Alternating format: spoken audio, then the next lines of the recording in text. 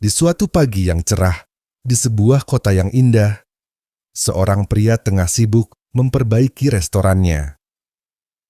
Air mata bahagia mengalir di pipinya. Akhirnya, ia memiliki restoran sendiri. Pria itu adalah Ellison, seorang archmage tingkat 9. 15 tahun yang lalu, sebelum ia terlempar ke dunia lain, Ellison adalah seorang siswa biasa. Saat pulang sekolah, ia berjalan di trotoar sambil memikirkan impiannya, menjadi seorang koki. Aku ingin mendaftar ke sekolah kuliner. Sudah menjadi impianku untuk menjadi koki terkenal, membuka restoran kecil setelah pensiun. Namun, takdir berkata lain. Saat ia sedang melamun, sebuah truk melaju kencang ke arahnya. Dalam sekejap, semuanya gelap. Ketika ia sadar, ia berada di dunia asing, sebuah dunia yang penuh dengan sihir dan monster. Di kejauhan, ia melihat orang-orang bertarung melawan seekor naga.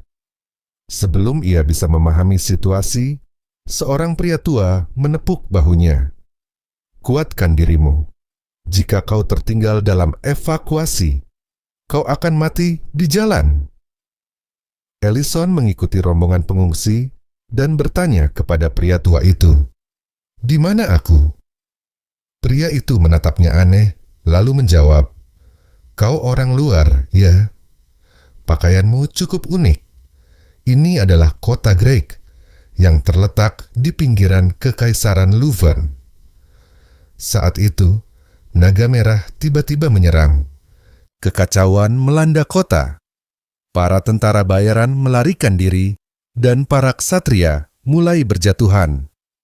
Situasi semakin memburuk ketika seorang utusan kaisar tiba.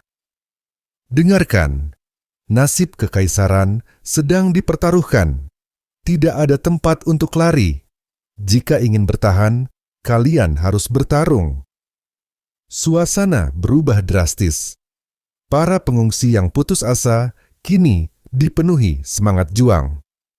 Ellison baru menyadari sesuatu. Ia tiba di dunia ini di tengah peperangan besar.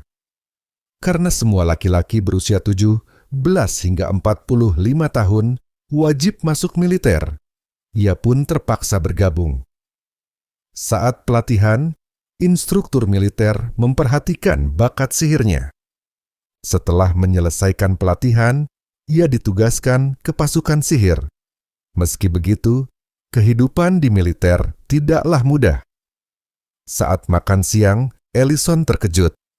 Makanan di camp begitu hambar, seperti kentang rebus dengan karton. Namun, para kadet lain menikmatinya. Apakah indera perasa mereka sudah mati? Pikirnya. Saat itu, sebuah ide terlintas di kepalanya. Jika aku membuka restoran di dunia ini, bukankah itu akan sukses besar? Selama 15 tahun, ia bertahan di militer. Hingga akhirnya, kini ia berdiri di depan restorannya sendiri, menangis bahagia. Pertemuan dengan Rain. Saat Ellison larut dalam emosinya, seorang wanita memperhatikannya dari kejauhan. Dia menangis. Sepertinya dia telah melalui banyak hal, pikir wanita itu. Wanita itu mendekat dan bertanya, "Apa kau baik-baik saja?" Ellison menghapus air matanya dan tersenyum. "Ah ya, aku hanya senang karena akhirnya bisa membuka restoran sendiri." Wanita itu terkejut. "Jadi ini restoran milikmu?" Ellison mengangguk. Mereka pun berkenalan. Wanita itu bernama Rain. "Kurasa kau baru pindah ke sini, ya? Ini pertama kalinya aku melihatmu," kata Rain. "Iya, kau benar," jawab Ellison. Rain lalu bertanya, "Apa kau sendirian?" "Tidak, aku bersama temanku dari militer. Dia suka tidur, jadi kurasa dia baru bangun sore nanti," jawab Ellison. Rain tertawa kecil dan berkata, "Kalau begitu, Kau butuh bahan makanan, bukan? Suamiku memiliki toko daging. Pergilah ke toko daging Knoll di sebelah kiri setelah pintu masuk kota. Tapi, suamiku agak keras kepala. Kalau dia sulit diajak bicara, katakan saja, aku yang menyuruhmu datang. Ellison tersenyum. Terima kasih, akan aku lakukan. Saat berjalan menuju toko daging, Ellison berpikir, memangnya bisa sekeras apa suaminya? Aku sudah bertemu banyak orang keras di militer selama 15 tahun. Konflik di toko daging Knoll. Saat tiba di toko daging Knoll, pemilik toko langsung menatap Ellison dengan ekspresi marah. Aku ingin membeli daging untuk restoranku, kata Ellison. Pemilik toko menjawab dengan kasar, tidak dijual. Ellison terkejut. Kenapa? Kau tuli, aku bilang tidak jual. Aku sudah bertemu banyak pemilik restoran seperti kau. Kalian hanya membeli daging murah, menjualnya lebih mahal sebelum dagingnya rusak. Aku sudah tertipu selama 3 tahun. Aku tidak akan tertipu lagi. Tiba-tiba, plak. Pemilik toko dipukul di kepala. Omong kosong apa yang kau bicarakan? Ternyata, itu adalah istrinya Rain. Rain menghela napas dan meminta maaf kepada Ellison. Maafkan suamiku, dia memang keras kepala. Pemilik toko akhirnya mengalah dan mengambil sekarung daging. Saat menyerahkannya, ia berkata dengan nada menantang, "Ini daging beleron, salah satu daging terbaik dan termahal. Kalau kau bisa membuat masakan yang enak, aku akan terus memasok daging untuk restoranmu. Tapi kalau tidak..." Ia menyeringai. Jangan harap bisa dapat sepotong pun, bahkan lemaknya sekalipun. Ellison menatap daging itu. Ia tahu, ini adalah tantangan yang tidak bisa ia tolak. Pemilik toko berkata dengan nada penuh percaya diri, "Seleraku cukup tinggi, jadi persiapkan dirimu. Akan lebih baik jika kau mempersiapkannya dengan matang." Heh, apa kau mendengarkanku? Kau takut ya? Kita lihat saja masakan enak apa yang bisa kau buat. Tambahnya dengan nada menantang. Namun, sebelum ia bisa melanjutkan, buk! Pemilik toko terjatuh setelah dipukul oleh istrinya. Melihat itu, Ellison hanya bisa terdiam. Bukankah itu berlebihan? Pikirnya dalam hati. Rain, yang berdiri di sampingnya, hanya menghela napas dan berkata, "Jangan khawatir, dia itu orang yang kuat. Abaikan saja omongannya. Tak kusangka dia sampai seperti ini." Rain lalu menoleh ke arah Ellison dan berkata, "Tak masalah, aku akan memasakkan kalian makanan. Datang saja bersama Tuan Knoll ke restoranku nanti malam. Aku akan menyiapkan makan malam spesial." Ellison kemudian berpamitan dan pergi sambil membawa daging yang diberikan kepadanya. Namun, sebelum ia pergi, Rain berkata, "Itu adalah lemak perut woba." Di dunia ini, hewan ternak dan binatang memiliki nama yang berbeda dari dunia asal Ellison. Sapi disebut wuka, ayam disebut palenque, serigala disebut baleren, dan babi disebut woba. Saat Ellison membuka karung yang ia bawa, benar saja, isinya adalah daging perut babi. Di dunia ini, palenque dianggap sebagai bahan makanan mewah, sedangkan daging dengan harga paling terjangkau adalah woba, terutama bagian perut babi yang dikenal ramah di kantong. Ellison tersenyum kecil dan bergumam, orang-orang dunia ini tidak tahu bagaimana menikmati kelezatan bagian perut. Jika daging perut babi berkualitas, Cara terbaik menikmatinya adalah dengan memanggangnya. Sore harinya, Rain dan Tuan Knoll terlihat sedang berdebat. Sejak kapan kau berjualan dengan prinsip seperti itu? Dia terlihat seperti orang baik, kan? Setidaknya kau bisa bersikap sedikit lebih ramah, kata Rain dengan nada menekan. Tuan Knoll mengerutkan kening dan menjawab, kau baru bertemu dengannya hari ini. Bagaimana bisa kau menilainya begitu cepat? Tidakkah mata orang lain bisa lebih akurat dalam menilai seseorang daripada matamu yang sudah terpengaruh? Tuan Knoll terdiam, tidak bisa membantah. Rain melanjutkan, niatmu bahkan bukan sekadar soal memasak. Memeriksa kemampuannya hanyalah alasan. Yang sebenarnya ingin kau lihat adalah apakah dia memiliki rasa tanggung jawab. Bukan. Tuan Knoll kembali terdiam. Namun tiba-tiba ia berteriak, aku memang pemilih soal makanan. Bagaimana? Masakannya tidak buruk, kan? Tanpa menunggu jawaban, Tuan Knoll langsung berjalan menuju restoran Ellison. Di tempat lain, sekelompok prajurit sedang bertarung mati-matian melawan monster yang menyerang mereka. Para prajurit mulai kewalahan, dan salah satu dari mereka hampir tewas. Namun, tepat saat monster itu hendak menghabisinya, tiba-tiba cahaya biru terang menghancurkan semua monster dalam sekejap. Semua prajurit bersorak gembira. Kita selamat. Archmage telah datang. Tuan Ellison datang menyelamatkan kita. Itu adalah salah satu kenangan lama Ellison. Kembali ke dapur, Ellison mulai mempersiapkan dagingnya. Ia menggunakan sihir untuk memotong daging dengan presisi dan meningkatkan penyerapan marinasi.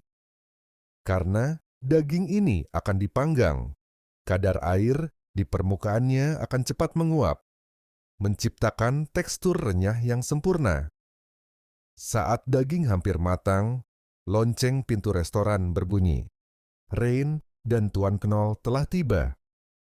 Ellison mempersilakan mereka duduk, tetapi Tuan Knoll hanya menatap sekeliling dan berkata sinis, aku yakin hanya tampilan restorannya saja yang bagus.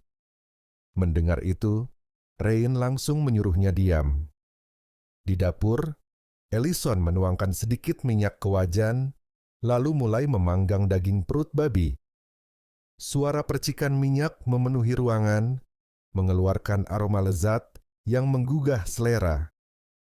Terus goreng kulitnya sampai renyah, lalu kecilkan api untuk meratakan warna daging. Gumamnya. Setelah menaburkan garam, ia memastikan daging matang hingga ke dalam, lalu memotongnya dalam ukuran yang pas untuk disajikan. Ia juga menyiapkan sayuran segar sebagai pelengkap. Mungkin langsung memakannya begitu saja kurang cocok untuk penduduk setempat, pikirnya. Tuan Knoll ini orang yang teliti. Lebih baik tidak menambahkan sesuatu yang tidak perlu. Akhirnya, hidangan siap. Salad dan perut babi panggang tersaji dengan indah di atas meja. Ellison menyajikannya kepada Rain dan Tuan Knoll. Rain mencicipi dagingnya, dan seketika matanya membelalak. Ini luar biasa. Ia menatap Ellison dengan kagum. Apa ini benar-benar lemak perut woba? Ellison mengangguk. Ya, benar. Rain menggigit lagi dan berkata dengan penuh kekaguman. Bagian luarnya sangat renyah, tapi bagian dalamnya masih juicy. Aroma lezatnya menyatu sempurna dengan cita rasa yang kaya. Aku tidak pernah membayangkan kombinasi seperti ini. Ellison tersenyum. Syukurlah kau menyukainya. Rain mengangguk mantap. Sepertinya aku harus memastikan ketersediaan daging agar bisa menikmati masakanmu lagi. Lalu, Ellison menoleh ke Tuan Knoll. Bagaimana? apakah masakanku sesuai seleramu? Namun, alih-alih menjawab, Tuan Knoll hanya menatap piring kosong di depannya dengan ekspresi terkejut. Dagingnya hilang. Ellison tersenyum kecil. Apa aku berhasil memuaskanmu? Tiba-tiba, Tuan Knoll bangkit dari kursinya dan berteriak, "Mana mungkin, bawakan lebih banyak daging. Aku mau lebih banyak daging." Rain menghela napas dan meninju kepala Tuan Knoll. "Jangan rakus." Tuan Knoll terdiam sejenak, lalu tiba-tiba tersenyum. "Kau lulus. Kontrak dibuat. Katakan saja daging apa yang kau inginkan. Aku akan menyediakan daging terbaik dari Kekaisaran Tuvern." Ellison menghela napas lega.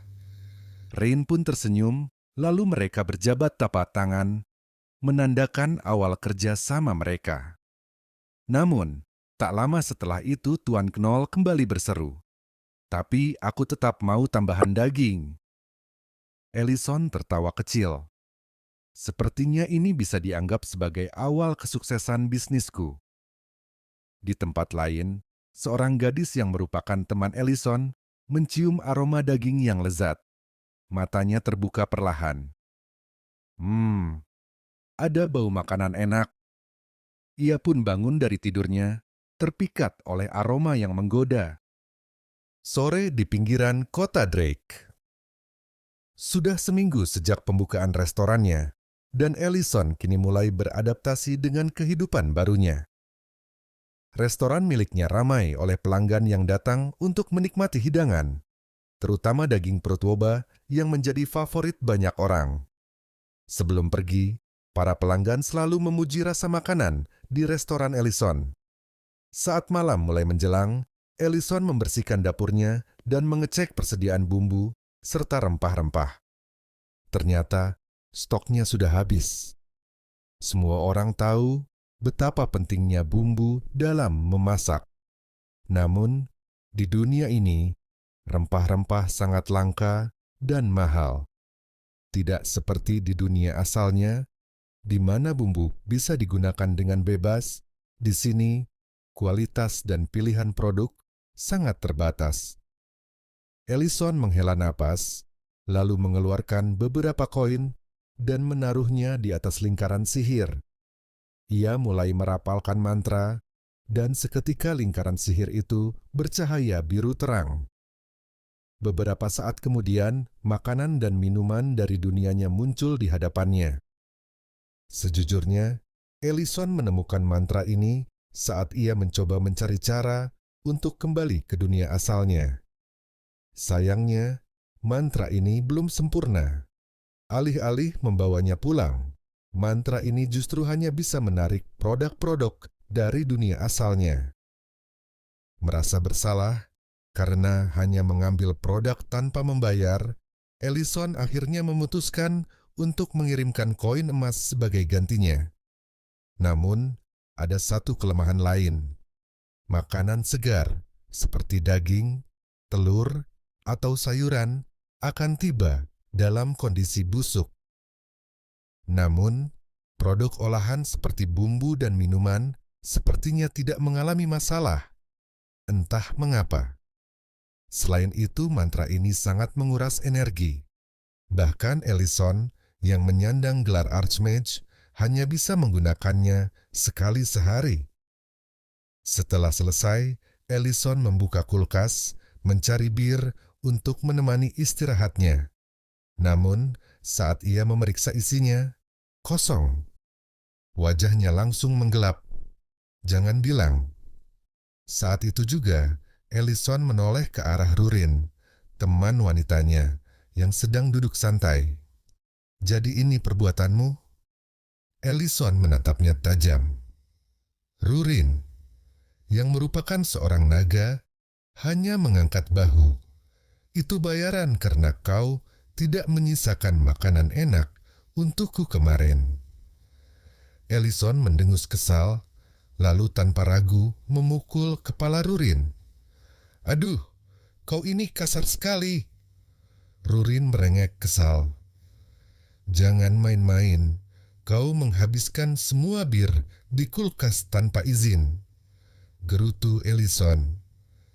Namun, Rurin hanya mengibaskan tangannya dengan santai. Bersih-bersih itu tugas makhluk kelas bawah. Aku tidak mau melakukannya, katanya dengan angkuh. Ellison semakin kesal dan kembali memukul kepala Rurin. Kali ini lebih keras. Rurin mengeluh sambil mengupas bawang di dapur. Air matanya mulai keluar, entah karena bawang atau karena pukulan Ellison. Sebenarnya, Rurin memang naga, meskipun sekarang ia menyamar dalam wujud manusia. Ellison menemukannya setelah ia menjadi yatim piatu akibat perang naga. Kehilangan induk dan rumahnya membuat Ellison tidak tega meninggalkannya sendirian. Sejak saat itu, mereka tinggal bersama. Meskipun sudah hidup selama ratusan tahun, Rurin masih terhitung sebagai naga kecil. Mungkin itu sebabnya ia memiliki sifat yang begitu kekanak-kanakan. Melihatnya, Ellison akhirnya mengalah. Setelah kau selesai mengupas bawang, aku akan membuatkan stik hamburger untuk makan malam. Mendengar itu, mata Rurin langsung berbinar. Namun, sebelum mereka sempat makan, pintu restoran terbuka dan seorang pelanggan masuk. Itu adalah Tuan Knoll. Ia duduk dan langsung memesan alkohol serta camilan. Ellison menghela napas. Karena bir sudah dihabiskan oleh Rurin, ia berpikir untuk memberikan minuman yang ia samon beberapa hari lalu. Namun, untuk menghindari kecurigaan, ia mengganti botolnya sebelum menyajikannya kepada Tuan Knoll. Saat minuman itu disajikan, Tuan Knoll mengangkat alis. Ini bukan bir, ini air. Ellison tersenyum. Coba dulu, ini disebut soju. Tuan Knoll mencium aromanya, terasa sedikit aneh di hidungnya. Namun, ia tetap meneguknya sambil menggigit stik daging. Ellison menunggu reaksinya dengan penuh semangat. Lumayan kan? Awalnya pahit, tetapi setelah beberapa saat, rasa manis mulai muncul dan berpadu sempurna dengan cita rasa daging panggang. Tuan Knoll mengangguk pelan. Menarik. Merasakan keunikan minuman itu, ia pun meminta 1 botol lagi. Namun, permintaannya tidak berhenti di situ. Ia terus meminta tambahan botol demi botol, hingga akhirnya Ellison harus menghentikannya. Tuan Knoll, kau sudah minum terlalu banyak, tegur Ellison. Namun, pria itu hanya mengabaikan peringatannya dan meminta lebih banyak. Ellison mulai curiga. Kenapa kau jadi begini? Tiba-tiba, Tuan Knoll menghela napas panjang, lalu berkata dengan suara berat, "Aku menduga Rain telah berselingkuh." Ellison terkejut. Apa? Tuan Knoll menundukkan kepala. Aku akan pergi keluar sebentar, tapi ini sudah berkali-kali. Setiap bulan, di jam yang sama, dia berdandan dengan rapi dan pergi ke suatu tempat. Ia menggenggam gelasnya dengan erat. Ini sudah berlangsung selama beberapa bulan. Awalnya aku tidak curiga, tapi suatu hari aku memutuskan untuk mengikutinya. Dan ternyata, ia menemui temannya dari masa-masa tentara bayarannya. Tuan Knoll tersenyum pahit. Dia adalah teman dekatku. Pasti itu alasannya menghilang sejak aku membuka toko daging. Dia tidak berani menemuiku karena merasa bersalah telah berkencan dengan Rain. Ellison mendengarkan dengan saksama. Hari ini pun, Rain kembali pergi. Memang bukan di jam biasanya, tapi tampaknya ia sudah tidak peduli lagi kepadaku. Tuan Knoll menatap Ellison dengan mata yang mulai memerah. Aku masih mencintai Rain. Meski situasinya sudah seperti ini, aku tidak bisa tanpanya. Apa yang harus aku lakukan sekarang? Ellison terdiam. Setelah beberapa saat, ia akhirnya berkata, Aku akan membantumu. Aku akan menyelidiki Rain. Di dapur, Rurin masih sibuk mengupas bawang. Namun, tiba-tiba ia terkejut saat Ellison datang dan berkata, "Ayo ikut denganku. Kita akan memata-matai Rain." Mata Rurin langsung berbinar penuh semangat. "Serius? Ayo!" Malam itu, mereka berada di atap sebuah bangunan di tengah kota. Dari tempat itu, mereka bisa melihat ke dalam sebuah restoran. Di dalamnya, Rain sedang makan bersama seorang pria. Ellison mengerutkan kening. Apakah ini teman tentara bayaran yang dibicarakan Tuan Knoll? Ia terus mengamati dengan penuh waspada. Malam itu mereka bersiap mengungkap kebenaran di balik rahasia Rain.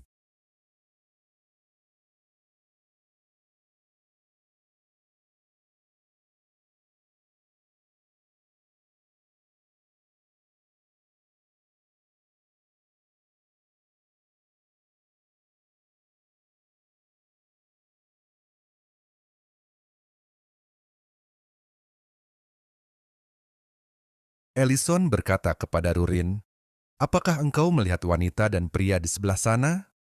Dengarkan pembicaraan mereka." Rurin menjawab, "Kamu akan memberiku sepiring burger steak daripada menyuruhku mengupas bawang atau yang lain, kan?" Ellison pun setuju dan berjanji akan memberinya 2 porsi. Mendengar itu, Rurin setuju dan mulai mendengarkan percakapan antara Rain dan pria itu, yang ternyata bernama Ment. Rain berkata, "Suamiku mulai mencurigai hubungan kita. Dia juga sedih karena kamu tidak mengunjungi toko dagingnya." Ment menjawab, "Tapi kau tahu bagaimana kepribadiannya. Jika dia tahu aku membantunya, justru dia yang akan menghindariku." Mendengar hal itu, Ellison terkejut dan bertanya pada Rurin, apakah benar yang dikatakan pria bernama Ment? Rurin menjawab, "Aku tidak mungkin salah." Ellison berpikir, dari sudut manapun, ini tidak terlihat seperti perselingkuhan. Ia kemudian melompat turun dari atap dan menyuruh Rurin kembali ke rumah. Setelah itu, Ellison mendekati meja tempat Rain dan Ment duduk. Kemunculannya yang tiba-tiba membuat mereka terkejut. Di restoran, ada seorang pria bernama Tuan Knoll yang sedang mabuk. Tiba-tiba, ia terkejut melihat seseorang masuk. Ternyata, orang itu adalah Ment dan Rain. Melihat mereka, Tuan Knoll langsung marah dan menyerang Ment. Saat pukulannya hampir mengenai wajah Ment, sebuah penghalang muncul dan menahan serangan itu. Rain dan Ment terkejut. Ternyata, penghalang itu diciptakan oleh Ellison. Ellison berkata kepada Tuan Knoll, "Selesaikan kesalahpahaman ini dengan cara yang lebih baik. Masalah ini tidak akan selesai dengan kekerasan. Tuan Knoll akan tenang jika kau memberitahunya bahwa kau yang meminjamkan uang untuk membuka toko dagingnya." Mendengar itu, Tuan Knoll terkejut. Sementara itu, Ellison mengambil beberapa bumbu masakan dan menyuruh semua orang duduk. "Aku akan menyiapkan makanan," katanya. Ellison berpikir, Tuan Knoll mabuk seharian. Aku akan menyiapkan sup untuk menenangkannya. Dan karena Nyonya Rain memberiku daging beleren, kurasa hidangan shabu-shabu akan sempurna. Setelah menyiapkan beberapa saus dengan shoyu sebagai dasar untuk sup dagingnya, ia menyaring ikan teri dan mencampurkannya dengan bahan lain ke dalam panci. Shabu-shabu pun siap. Rain berkata, hidangannya sudah siap, semoga kesalahpahaman ini bisa terselesaikan. Tuan Knoll bertanya pada Rain, apakah benar Men meminjamkan uang untuk toko kita? Rain menjawab, seperti yang kamu dengar. Ketika uangmu habis karena tertipu, Tuan Men meminjamkan tabungannya sebagai modal toko kita. Karena toko kita sudah berjalan lancar, Aku menemuinya setiap bulan untuk mengembalikan uangnya. Tuan Knoll menatap Rain dan berkata, tapi uang itu berasal dari kastil penguasa. Uang itu dikembalikan setelah si penipu tertangkap. Jadi, kau berbohong tentang itu. Man pun menyahut, apakah kau akan menerima uang itu jika aku berkata jujur sejak awal? Maaf, karena aku tidak bisa datang untuk mengucapkan selamat di hari pembukaan tokomu. Aku tidak punya pilihan. Jika aku mengatakan yang sebenarnya, itu akan terlihat seperti aku membodohimu. Meski begitu, tampaknya aku melakukan tindakan yang tidak perlu. Siapa sangka kau mengalami masa sulit seperti ini?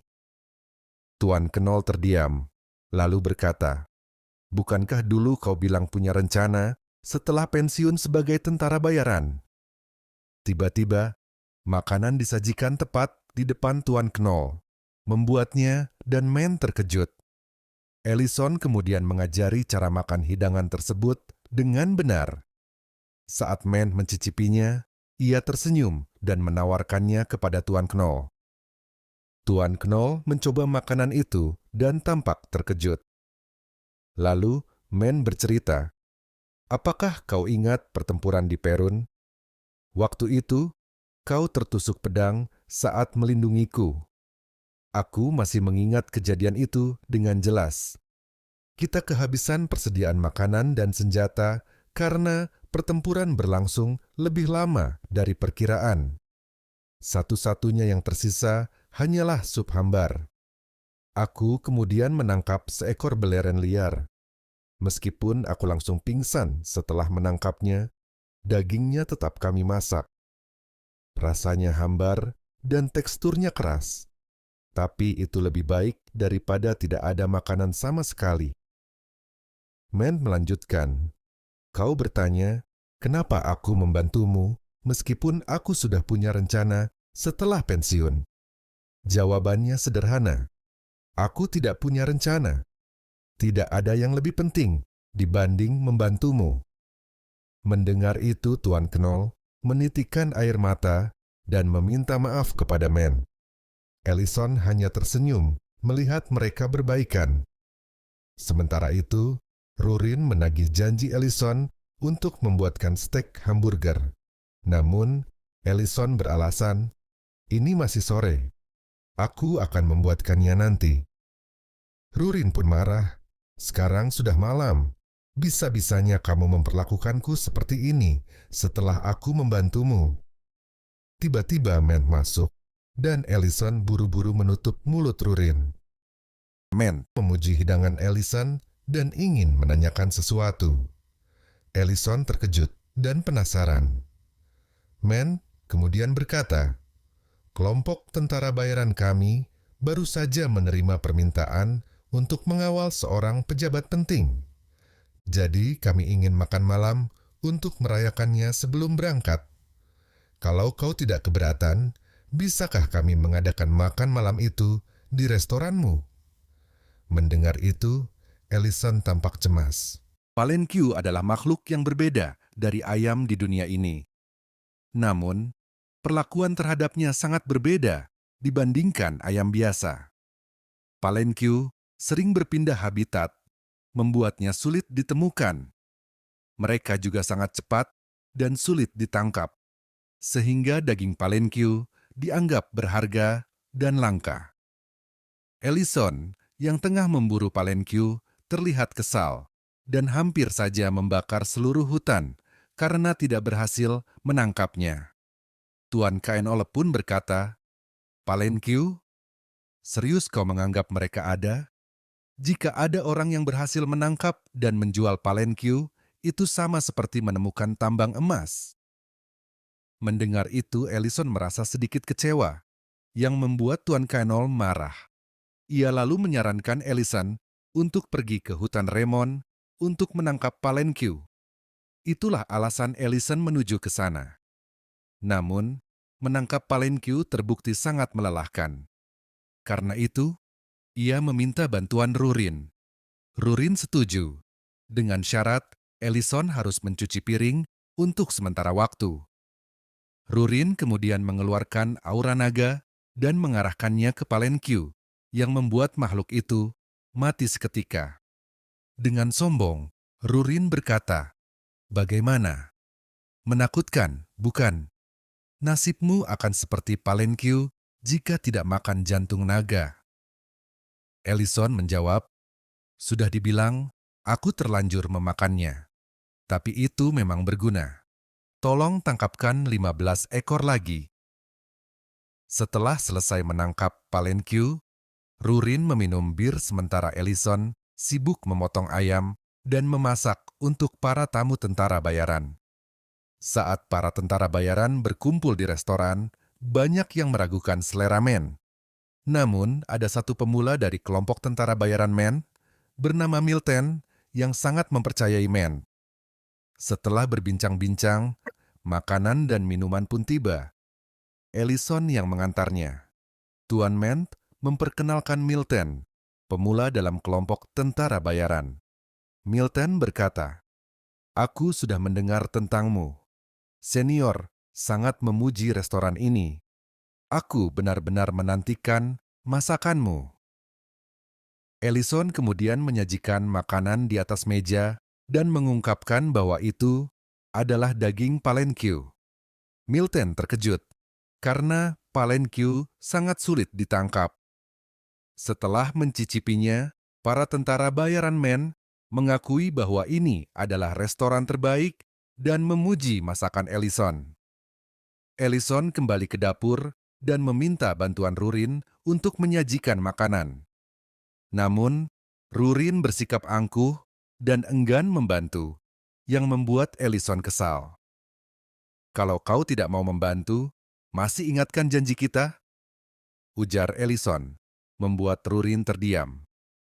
Ellison melanjutkan, "Dulu, kita berkata akan membangun tempat ini bersama. Tapi kurasa perasaan itu berubah. Aku selalu senang setiap kali memikirkannya. Tapi kalau kau tidak peduli, aku bisa melakukannya sendiri. Kau pulang saja." Tiba-tiba, Rurin berubah pikiran dan menjadi lebih bersemangat. Ellison tersenyum licik. Para tentara bayaran pun menikmati bir dan makanan yang dibawakan oleh Rurin. Setelah semuanya selesai, Rurin merasa lelah. Ellison datang membawa sisa makanan dan 2 gelas bir. Mereka pun makan dan minum bersama. Ellison berkata kepada Rurin, "Apa kau sudah menjadi sedikit lebih dewasa? Soalnya tempat ini adalah restoran kita." Rurin kemudian menyandarkan kepalanya di bahu Ellison, membuatnya merasa senang. Namun, tiba-tiba, Rurin merasakan kehadiran seseorang yang membuatnya takut. Seorang kakek tua masuk ke restoran. Ternyata, itu adalah panutua naga hitam, Medidana. Ellison langsung bertanya, "Ada urusan apa kau di sini?" Medidana menjawab, "Kau hidup cukup baik bersama naga di tempat kecil ini. Apa kau merasa kurang nyaman?" Rurin menjawab, "Tidak." Dengan nada serius, Ellison berkata, "Apa Rurin yang menjadi alasanmu datang? Sejauh yang kutahu, tidak ada yang menentang aku membawa Rurin, kecuali kau yang dulu berdebat soal itu." Medidana mengangguk. "Itu benar. Alasanku datang memang karena Rurin. Dia menelantarkanku." "Kata siapa aku menelantarkanmu? Aku hanya datang terlambat." Ellison menyela. "Cukup. Yang terpenting adalah janji itu. Setahuku, naga sangat menghargai janji yang sudah dibuat." Medidana mengangguk. "Itu benar. Aku datang untuk membicarakan janji tersebut. Kami memang berjanji untuk mempercayakan Rurin padamu. Tapi, ada urutan dalam janji. Di klan Naga Hitam, mereka dianggap dewasa pada usia 800 tahun. Namun, naga yang tidak memiliki sarang, meskipun sudah berusia 800 tahun harus kembali ke Tanah Suci." Medidana melanjutkan, Rurin selama ini menggunakan sarang ibunya. Namun, sarang itu hancur dalam perang. Karena itu, ketika Rurin mencapai usia 800 tahun depan, dia harus kembali ke Tanah Suci. Ini adalah peraturan klan yang tidak boleh dilanggar. Jika dilanggar, itu sama dengan menyatakan perang. Ellison menghela napas dan berkata dengan santai, "Perang? Ayo saja. Memangnya apa masalahnya?" Mendengar itu, Medidana menjadi marah, membuat Rurin semakin takut. Ellison menenangkan Rurin dan berkata, "Memangnya ada hal yang tidak bisa aku lakukan." Jangan lupa like, subscribe, dan aktifkan lonceng notifikasi untuk mendapatkan update terbaru.